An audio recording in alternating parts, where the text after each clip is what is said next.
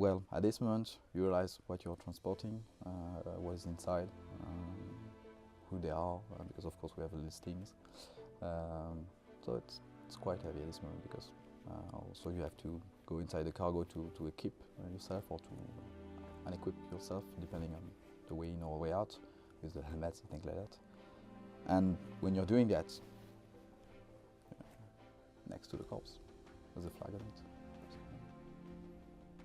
This part was really impressive because you don't know that in Africa.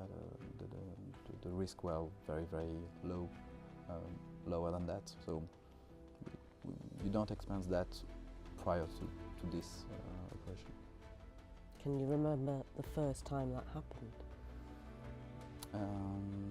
I don't know if it's the first time, but that's the one I really remember because we were to Kabul for different mission, and actually the aircraft which was meant to bring back the corpse was broken, so we received the task instead of it, and we had to wait because there was also ceremony. So I think maybe it was the first time, and there was also the French Minister of Defense at this moment attending a kind of ceremony, and so we had a kind of Hall of Fame, just behind the aircraft, and we were standing there for something like 1 hour to wait for of course, the corpse ceremony, the people bringing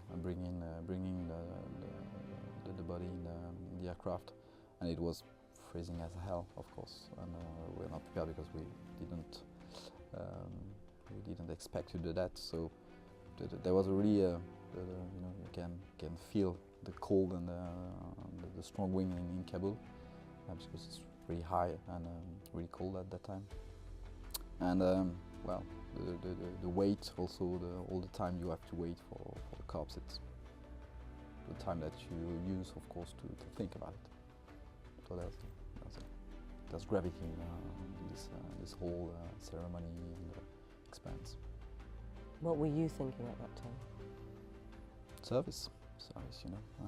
That the reason we are there, the fact that sure our position is not exactly a civilian airline pilots, and there are risks, and at some point you put in consideration a lot of things, of course, but also you put in balance, I would say, the preparation you have. And you also rely to cope with it. You rely on the fact that you're well prepared, and that risks are part of the job. Do you notice in those moments, because you mentioned that normally you'd be talking and chatting, and you have this real community of people working together, and then it's almost silent when you have to carry a body, a corpse, back to base or back to the families. Did you notice the changes of personality amongst your group during those moments? Can you remember? I think I would say that, you know, everybody was able to feel the gravity, the heaviness of this moment, and so I would say that naturally people were just relying on the standard calls that you have to do in a crew, and it was done almost naturally. You know, when you launch all the checklists and the procedures, and as soon as the way you launch them, you're not putting a lot of chit chat around. The way it's responded, there's not a lot of chit chat around, and everybody's aware that it's kind of silent communion. You know, there's no need to make everybody shut up or whatever. It's very natural. Respectful. Yes, exactly. You also mentioned that during the job is when your training kicks in, but it's afterwards that you might recall what was happening and have an emotional reaction. Can you remember an experience that you had and what it related to while you were there?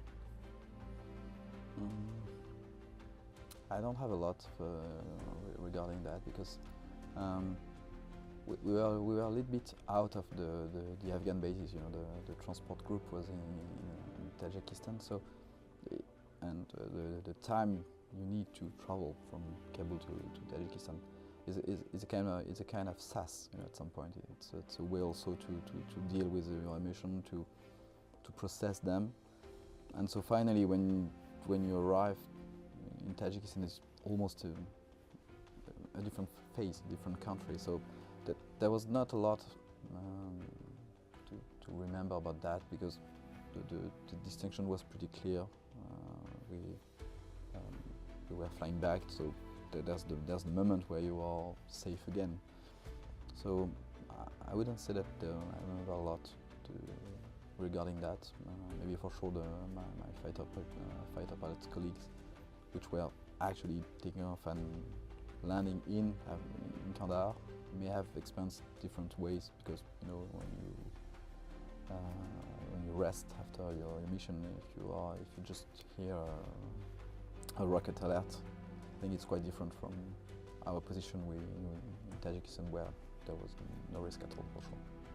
Did you feel a sense of security because you were just flying in and out? At some point, for sure, because I would say that's the cost of the aircraft. It's not exactly something that you can waste, an aircraft as per se. So that we have procedures to minimize the risk, and the way we were doing them is really minimizing the risk, because when you are out of the range of the missile, you're out of the range. Even if it's launched, that's the intel phase, is the intel briefing prior